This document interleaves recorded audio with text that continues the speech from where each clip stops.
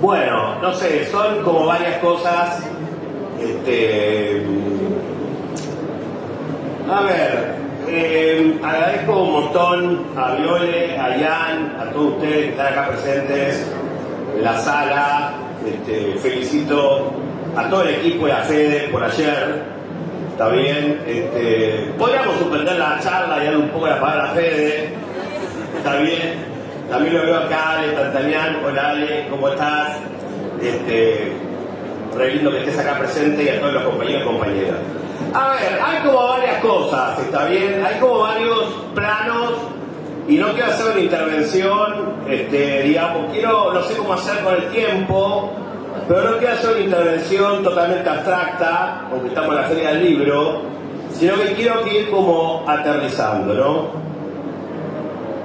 Primero, Ian dijo una cosa como al pasar, que los textos marxistas tienen un sentido de urgencia, ¿no? Mi inglés es malísimo, ¿no? Pero what that means, o sea, ¿qué significa? What that means, estilo Bobby. ¿Qué significa el sentido de urgencia? Porque bueno, uno dice cosas, a mí me gusta decir cosas sin reflexionar sobre las cosas que uno dice, porque si no pasan al pasar. El sentido de urgencia de los textos marxistas es que son textos que son herramientas en el sentido no instrumental para tomar un plano de la acción, de la transformación social. ¿Está bien? Es significativo que incluso textos de Marx muy complejos, como los Grundrisse, de 1857 y 1858, que eran el primer borrador de los varios borradores de Capital, Marx lo escribiera o escribiese, ¿vio? ¿Me corregís? Las dos cosas. Marx lo escribió o lo escribiese con un sentido de tremenda urgencia, porque Marx creía que se le venía la revolución y que no iba a poder terminar el Capital. En 1857, los que han leído los Grundrisse, o parte de los Grundrisse, se van a acordar y reír de que Marx esperaba en 1857 una revolución parecida a la revolución de 1848-1949, que nunca vino. Pero había un sentido de urgencia en Marx vinculado al concepto de la lógica de un aprendizaje, de un conocimiento que no es solo contemplativo, que es una dialéctica de conocer y hacer, de hacer y conocer, que es otro concepto de conocimiento. No sé si me siguen la idea.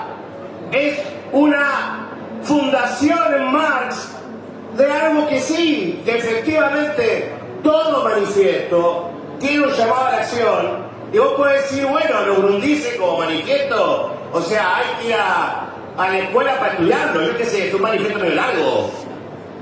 Pero ese sentido de urgencia estaba de alguna manera más presente en el manifiesto comunista, donde también obviamente se escribía sobre una revolución, la revolución en París de 1848, su refracción en Europa, su refracción en Alemania, pero es delirante que Grundrisse también se pensara en cierta manera con un sentido de urgencia.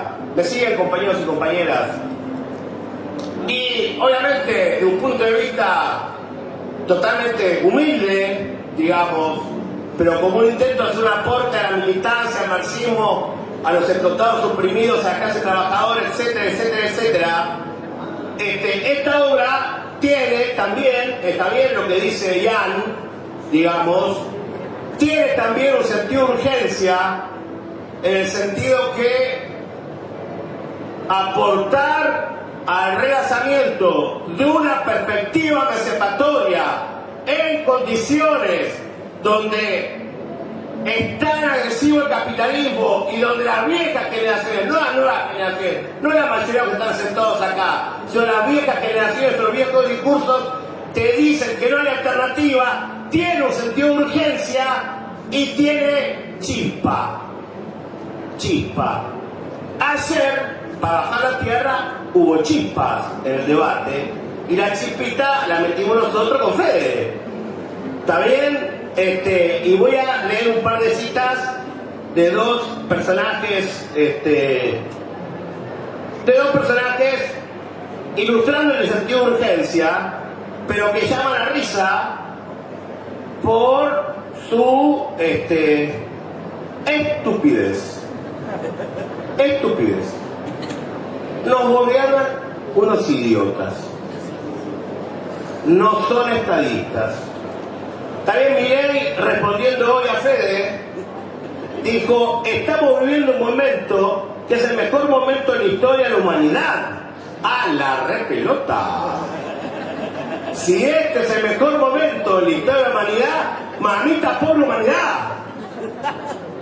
¿Está bien? Y después dice: no sé de dónde estos zurdos ven el fin del capitalismo.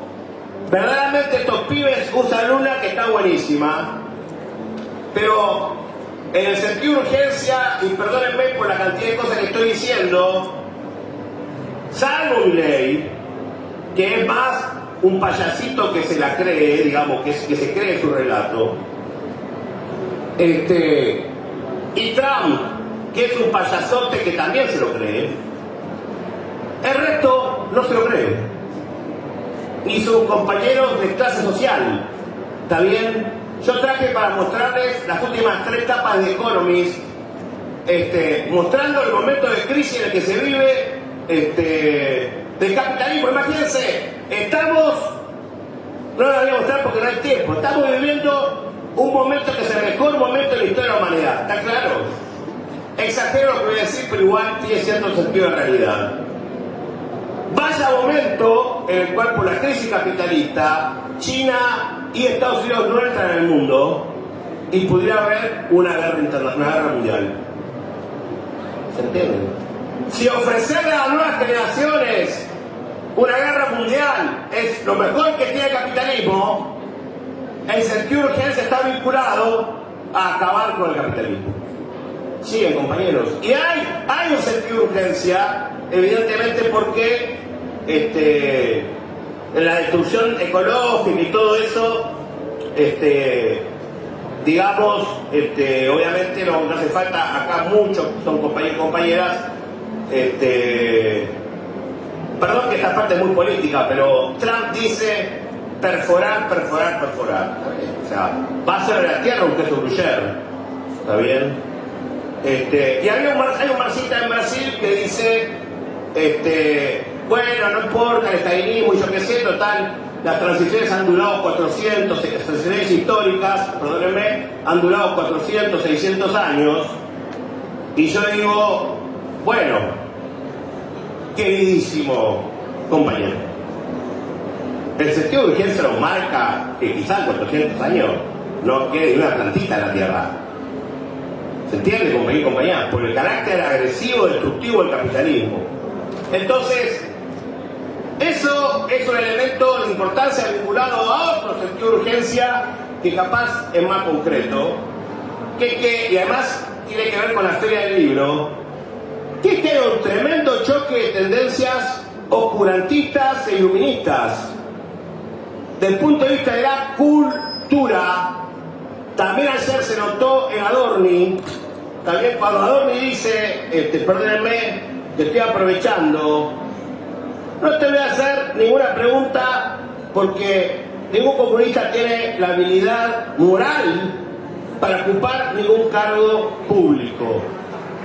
Está claro, esa declaración es la declaración de un idiota fascista. Está claro, compañeros, es una declaración como el libro de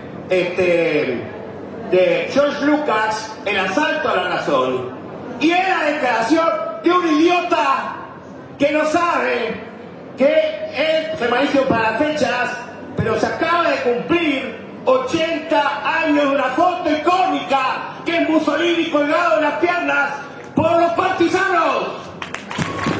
¡Reventando el capitalismo! ¡Está idiota que él no sabe que se está conmemorando la derrota del fascismo!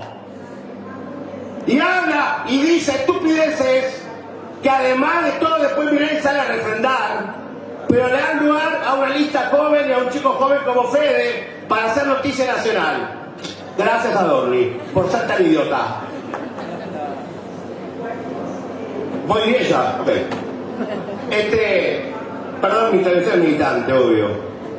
Eso igual, no sé si lo entienden, le da un sentido de urgencia, porque lo que estamos viviendo es una polarización social, política internacional. ¿Está claro?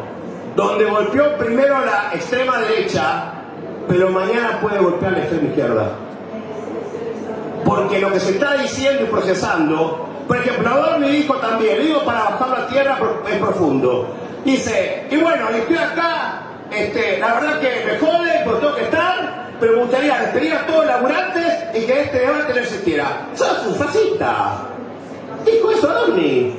Nosotros le respondimos enseguida, Fede respondió enseguida, y yo humildemente le grité facho 2 veces.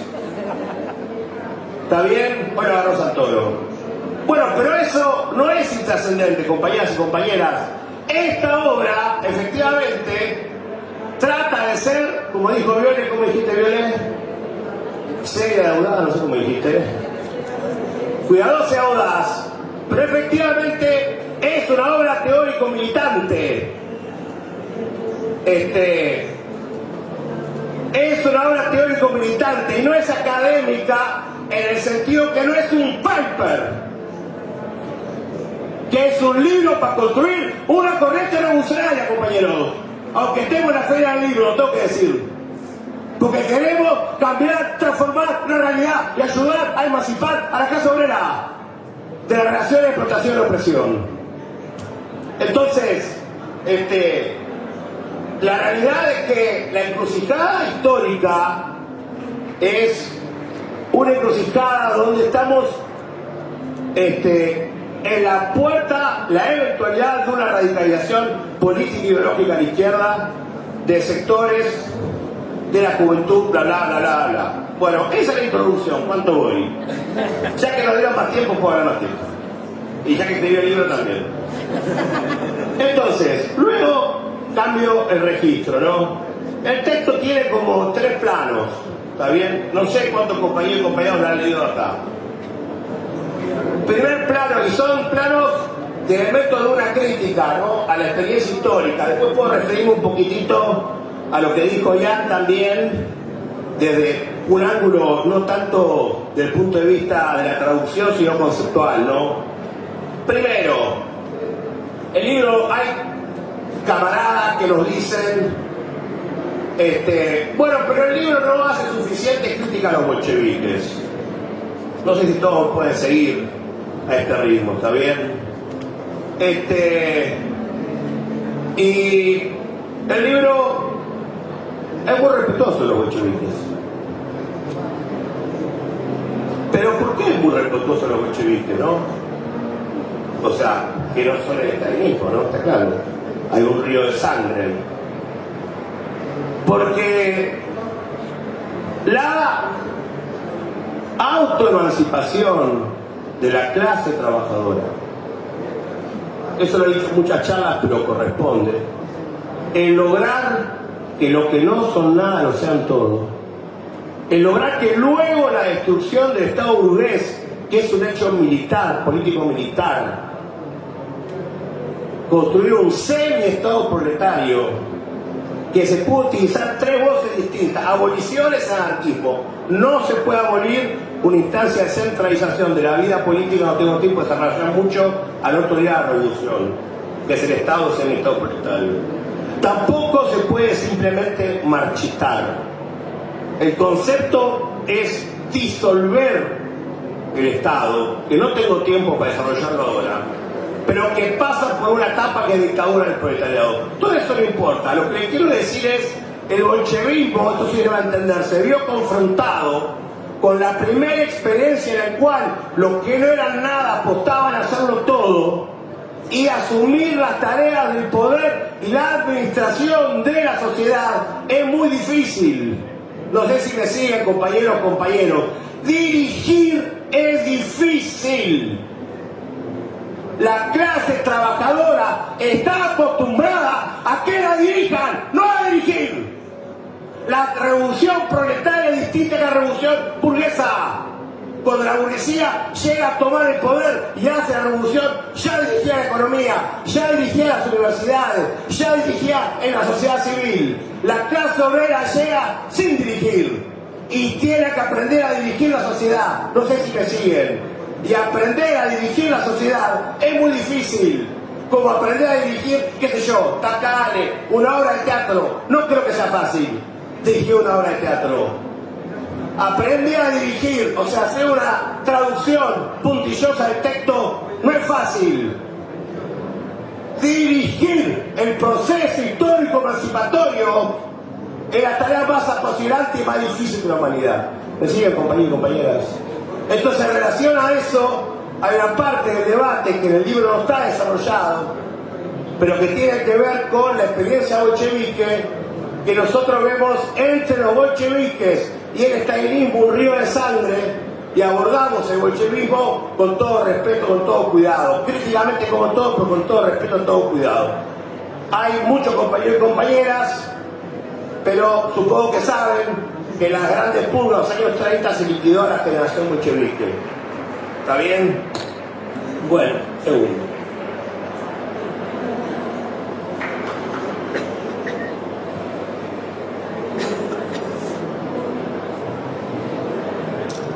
Son dos o tres cosas más igual, porque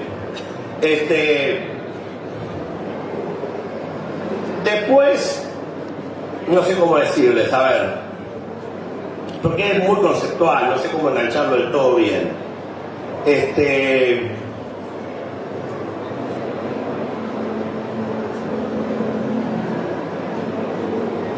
La cosa es así.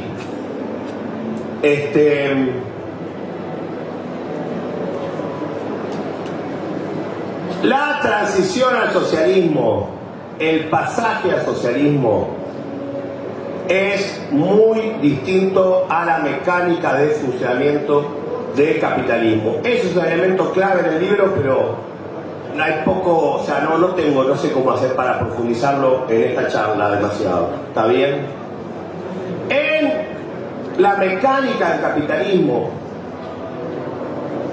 clásico, la economía, o sea, a ver si me siguen un poco con esta idea.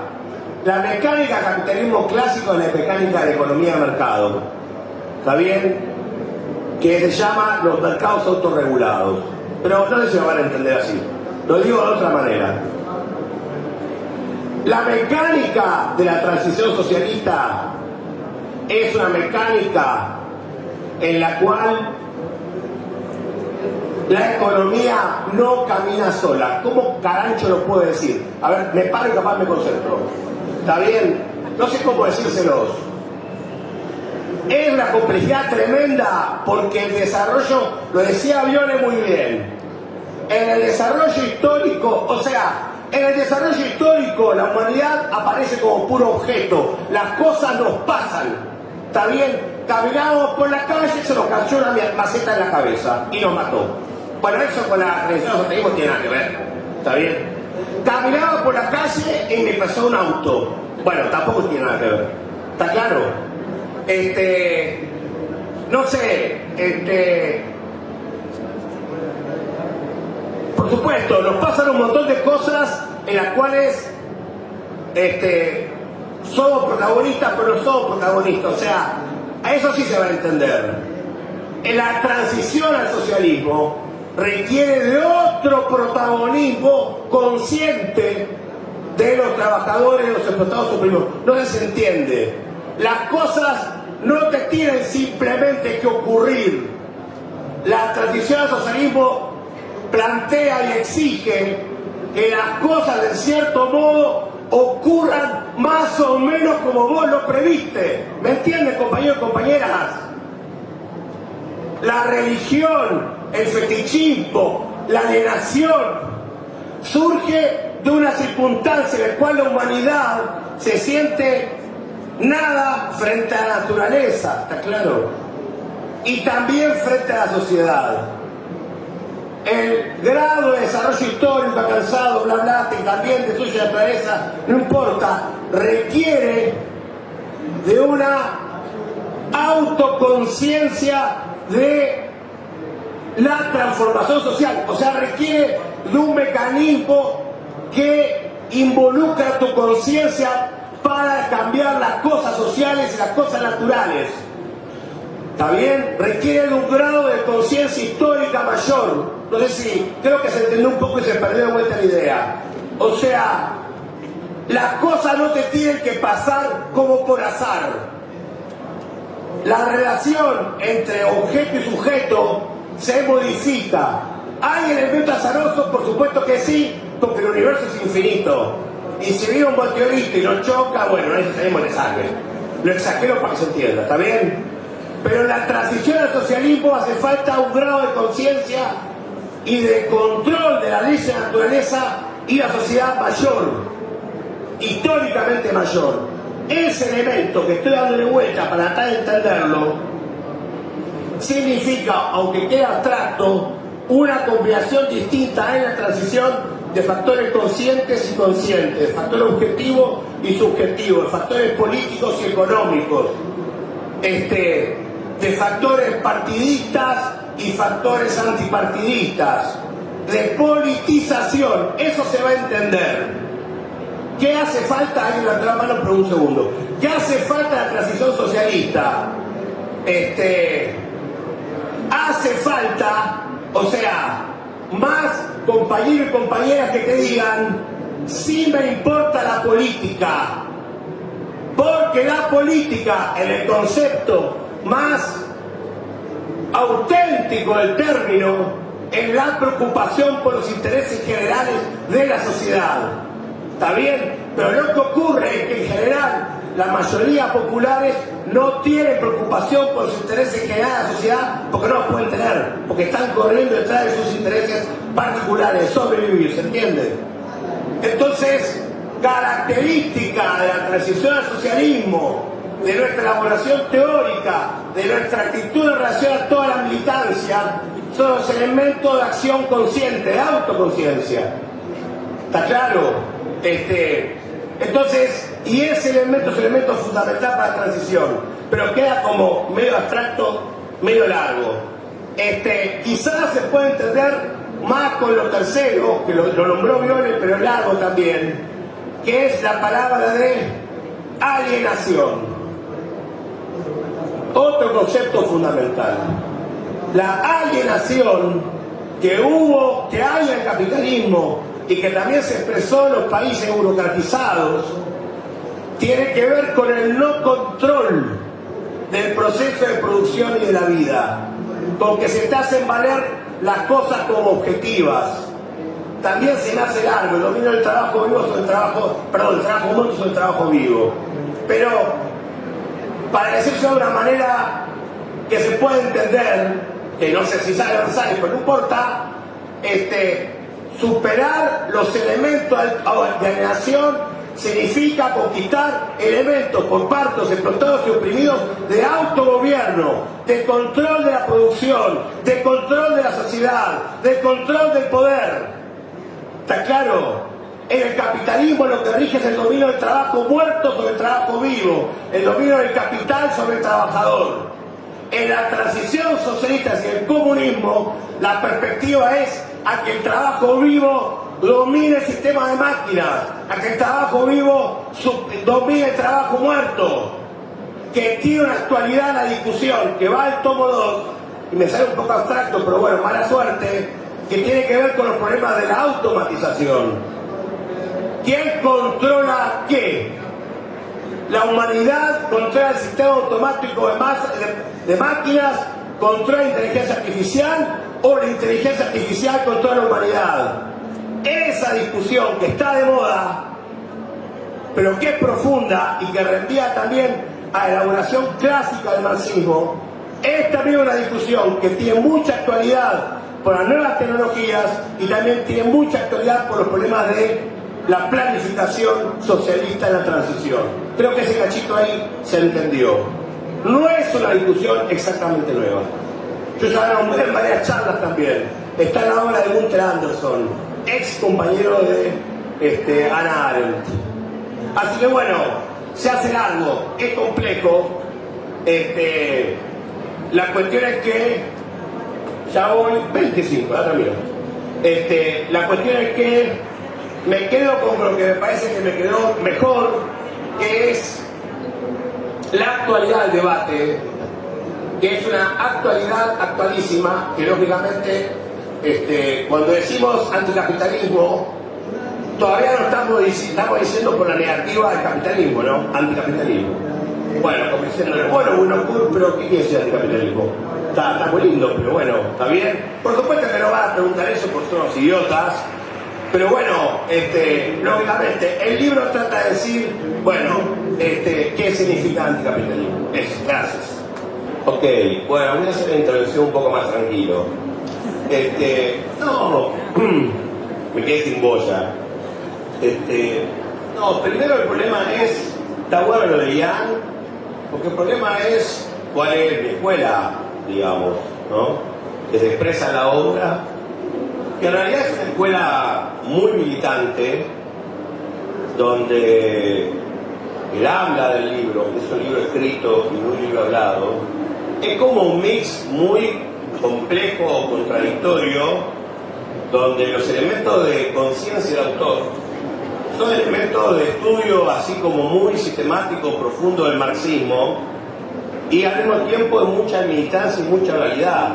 No soy para nada especialista en gramática, efectivamente, aunque llegué a la universidad no la terminé y me dediqué a militar, y en realidad desde el punto de vista técnico mi gramática no es autoconsciente, es bastante espontánea, pero es como que a uno se le hace una especie de... se te copia, o sea, la búsqueda del libro es una búsqueda como de atrapar más conceptualmente la materialidad de la realidad, como de dibujar la realidad de la obra, como de representar, tratar de ser lo más profundo posible para representar los procesos reales desde el punto de vista conceptual. En el ritmo de la charla, capaz sería largo para explicarlo bien, pero es como hay un intento que es muy riguroso conceptualmente, pero menos autoconsciente sintácticamente, de atrapar lo real. En ese, si me siguen, pero ahora no voy a quitar, en ese atrapar o apropiarse lo real, es como dar cuenta de manera conceptual ideal el movimiento de la realidad, la lucha de clases, el movimiento de las relaciones humanas, el pulso de las relaciones humanas, dice Ryan Montalvo. Atrapar el pulso de las relaciones humanas, atrapar el pulso de la lucha política, atrapar el pulso de la revolución, atrapar el pulso de la construcción material. El pulso es un buen concepto, porque es un poco como lo que vibra, lo que vive en la lucha de clases y las relaciones humanas. Atrapar lo que vive y lo que vibra. Y eso conceptualmente es como una especie de autoescuela de Marx y Hegel, en mi caso. O sea, de alguna manera, por rebelde güey que soy, no aguantaba ningún profesor, y entonces lo que hice fue decir a militar a Buenos Aires y estudiar en Capital, de muy chico. Y también, paralelamente, empecé a estudiar bastante rápido Hegel. Dije, no, me voy a la facultad, hice cualquier cosa, todo posmoderno, todo fragmentario, voy a estudiar Capital. Entonces, si ustedes estudian desde el punto de vista de la teoría del conocimiento, la ontología del conocimiento y del aprendizaje, el hacer conceptual, concreto, material, el opuesto a la charca, a lo que yo identifico mucho, soy sectario con la academia y con la superficialidad. y es una cerca, aparte se corrobora. Marx decía, la texto de Feuerbach, el problema de la verdad del conocimiento no es un problema teórico, es un problema práctico. La verdad es un problema práctico, pero no por pragmático, no es porque Marx tuviera una concepción del conocimiento pragmática de pura acción, de pura experiencia, sino de interrelación entre la reflexión y la experiencia. Y Marx tenía otra definición muy importante en la Sagrada Familia, o crítica de la crítica crítica, que es el problema de la terrenalidad del pensamiento. Texto del 45, mucho 45, que es la capacidad de hacer un pensamiento terrenal que dé cuenta de lo real.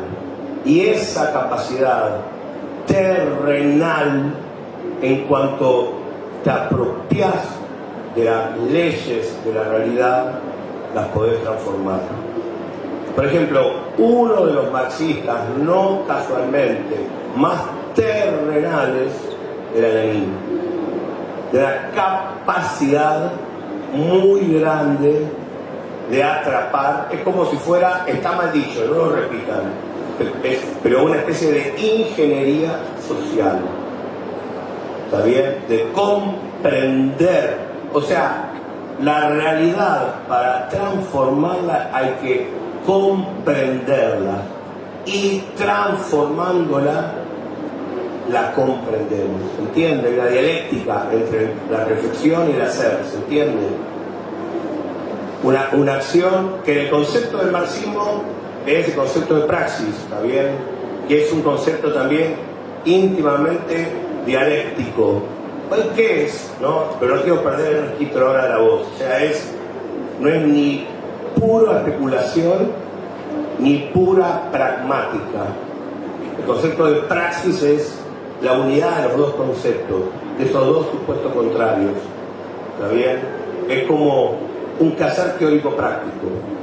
Entonces, el libro en realidad tiene esa otra parte que es la práctica, la experiencia, que es, sí, yo les decía, es un texto, obviamente lo escribí 15 veces lo escribí, en 3 años y medio. Escribí y reescribí y reescribí y reescribí y reescribí, por razones conceptuales, por razones de levantar bibliografía, que tengo un método en hacerlo, pero, y también por razones que escribo mal. O sea, entonces, reescribir y reescribir y reescribir y reescribir, porque obviamente, digamos, toda meseta, para no ser pedante, bueno, hay que caminar para conquistarla, ¿está bien?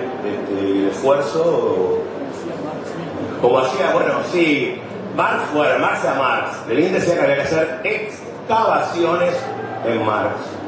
Y cualquier compañero o compañera que está acá sabe que cualquier texto teórico clásico, de conquistarlo, hay que hacer excavaciones, lo cual significa un método de trabajo, significa leer papel, no solamente el iPad, no sé qué, o ¿cómo se llama?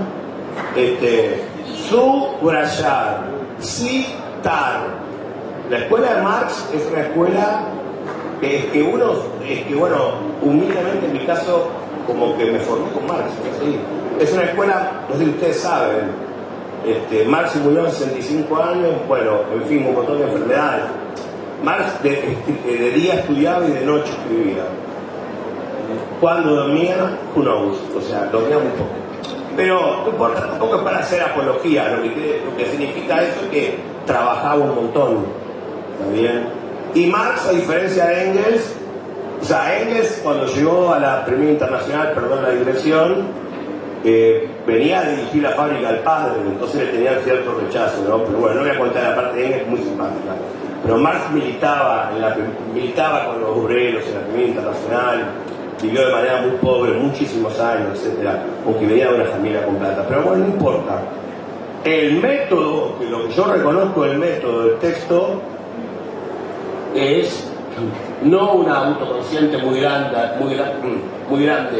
desde el punto de vista desde el punto de vista, digamos, sintáctico, etcétera, sin mucha autoconciencia teórica. Muchos trabajos se incrustan las definiciones teóricas, aunque hay un lío ahora, porque efectivamente aprendimos militando y aprendimos mucho con textos. O sea, yo, por ejemplo, los manuscritos económicos filosóficos, me acuerdo donde estudié en la estación de Torcuato, viniendo a la reunión de equipo obrero en la década del 90, y la traducción que tengo de manuscritos económicos filosóficos es del 68 de Lijano y es malísima, está malísimamente mal traducida. Ahora hay traducciones que hay que darle bola, pero del Mega 2, traducciones, o sea, hay toda una nueva generación, para Marx también, para Hegel y para todos los autores clásicos.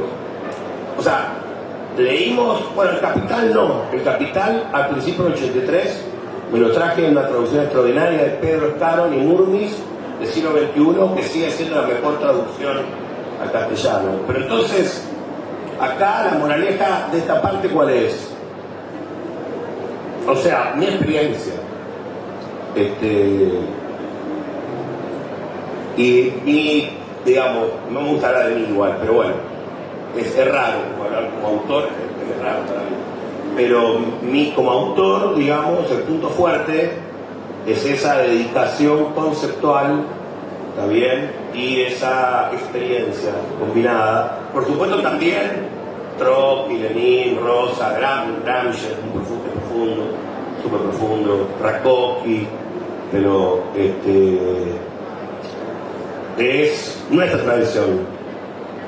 Marx y Engels son parte de la tradición del marxismo revolucionario, o sea, son obras teóricas de Capital o Grundrisse, son obras teóricas monumentales, pero de marxismo militante, no es de marxismo académico.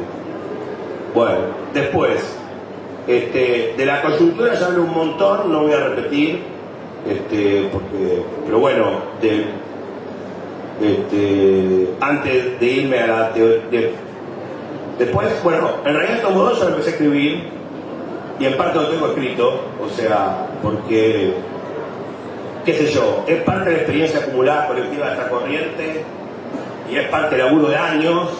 Le tomo dos, que es planificación, mercado de democracia obrera. Hoy no tengo tiempo, en realidad lo tengo escrito en 2010. O sea que estoy reescribiendo lo que tengo escrito. ¿Está bien? Así que va a haber un tomo 3 también. Desde llamar dialéctica y partido. Así que bueno, porque muchos compañeros y compañeras preguntan sobre dialéctica y sobre alineación, y bueno, para hacerlo más profundo hay que escribir.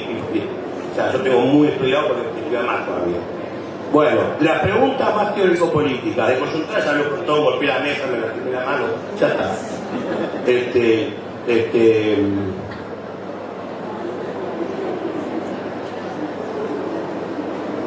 Hay la definición del compañero de Citarrepa. ¿Dónde está el compañero? ¿Cómo se llama, compañero? Néstor. Hay como varias cosas ahí, ¿no? Pero Lenin decía que la dictadura proletaria, Néstor, era una democracia de nuevo tipo y una dictadura de nuevo tipo. El Estado de la Revolución. ¿Está bien? Era la dictadura de la mayoría sobre la minoría. ¿Está bien? ¿Eso qué quiere decir? Eso quiere decir, y la democracia en el seno de los trabajadores, ¿está bien? Eso quiere decir que, digamos, no podemos pasar de la dirección de una minoría a la no dirección. De la dirección de una minoría a la no dirección. No podemos pasar del Estado burgués al no Estado. ¿Está bien, Néstor? Lo que pasamos es a una forma que se llama, lo decía la compañía, de democracia socialista o democracia soviética, una forma de democracia donde es la mayoría la que pasa a dirigir. Te lo voy a decir de una manera que capaz se entiende más. La búsqueda nuestra es el autogobierno. No sé si eso ayuda a que se entienda más. El autogobierno es otra manera de dirigir, porque el autogobierno busca como proceso, no es automático, como proceso. Una vez que liquidás a la burguesía, una vez que enfrentás a la guerra civil que inevitablemente la burguesía te va a declarar y que requiere un Estado para enfrentarlo, el autogobierno es una tendencia a que no haya más tendencia, pero no es inmediato, dirigentes y dirigidos, ¿está bien? Donde no haya más obreros con partidos y obreros sin partidos. ¿No? Es complejo. ¿Por qué es lo que pasa? Hay un montón de trabajadores que van a decir, no me interesa la política, ¿está bien? Y Lenin y Trotsky insistían, tenemos que tener una política para los obreros sin partido. La manera distinta de dirigir tiene dos condiciones. Una condición es la reducción de la jornada laboral y darle tiempo a los trabajadores para que puedan dedicarse a los asuntos generales. La otra manera distinta de dirigir es que los trabajadores y trabajadoras puedan involucrarse en la dirección de los asuntos. Es otra manera de dirigir que la manera burguesa, que te miente, que es minoritaria, que tiene criterio de democracia representativa, entre comillas, que votás una vez cada 4 años y puede hacer lo que quieren. Está claro, la democracia obrera, la democracia socialista tiene elementos que se llaman de democracia directa y representación. Se hace largo ahora, pero es otra manera de dirigir. ¿Está claro? Pero no es renuncia a dirigir, por dos razones. No es renuncia a dirigir, primero, porque no hay que hacer la revolución y al otro día viva la pepa. Hacer la revolución es una guerra civil, es una guerra de clases. ¿Piden qué cosa? ¿Que terminemos? Bueno, y después de la revolución sigue la guerra de clases, no sé si me entendés. Y eso requiere elementos de centralización, bla, bla, bla, bla, pero el problema es con una base ampliada de democracia socialista, proletaria, ¿se entiende? Con partidos políticos, con politización, etc. No hay tiempo ahora, nos están pidiendo que dejemos la sala, y claro, si no se, o sea, el tiempo de la feria del libro es un tiempo como de... es un tiempo finito, sí, demasiado finito. Para profundizar en la cosa es complejo, pero digo, una última cuestión.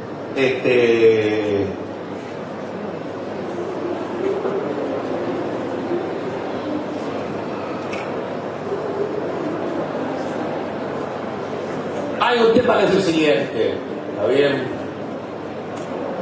Lo digo telegráficamente. En la mecánica de la revolución burguesa, otras capas sociales que no fueran nada de la burguesía podían dirigir el largo, voy a hacer muy largo, es una complejidad, pero voy a decir, para decirlo, respondiendo somera, así como se llama sumariamente ahí, la revolución burguesa admite una secuencia donde la dirección de la revolución sea fracciones de la pequeña burguesía radicalizada como los jacobinos, fracciones de la burguesía. La revolución burguesa admite direcciones que están totalmente autonomizadas de la burguesía como clase capitalista, como es el nazismo y es el fascismo, etc. No tengo tiempo, digo telegráficamente, no se puede. La revolución proletaria no admite eso. No admite eso. No admite